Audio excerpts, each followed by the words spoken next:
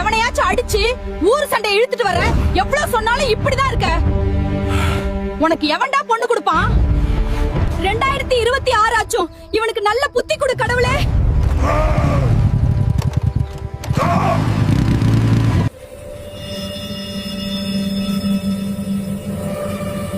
ஏன் மகனே அழுகிறாய்? எந்திரி மகனே. ஐயா, கண்ணுக்கு முன்னாடி கெட்டது நடந்தா கோபம் வரும். யாரா இருந்தாலும் அடிச்சிடுவேன். எங்க அம்மா என்ன திட்டினதே இல்லையா, ஆனா இப்போ அவங்களே திட்டுறாங்க. மனசு ரொம்ப கஷ்டமா இருக்கு ஐயா. உன் கோபம் நீங்க. நான் ஒன்றை சொல்கிறேன். கண்டிப்பா செய்வேன் ஐயா.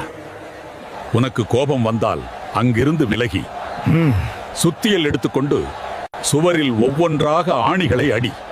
48 நாட்கள் இதையே செய்தால் உன் கோபம் தீரும். அப்படியே செய்கிறேன் ஐயா. ஹல்க் தான் கண்ணுக்கு முன்னாடி கெட்டது நடக்கிறப்பெல்லாம் அங்கிருந்து விலகி அந்த சாமியார் சொன்னது போல கோபம் வரும்போதெல்லாம் ஆணிகளை ஒவ்வொன்றாக அடித்தான்.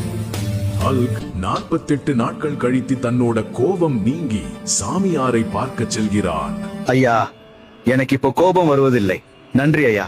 தம்பி, உனக்கு கோபம் வராத நாளில் நீ அடித்த ஆணிகளை ஒவ்வொன்றாக புடுங்கிவிடு.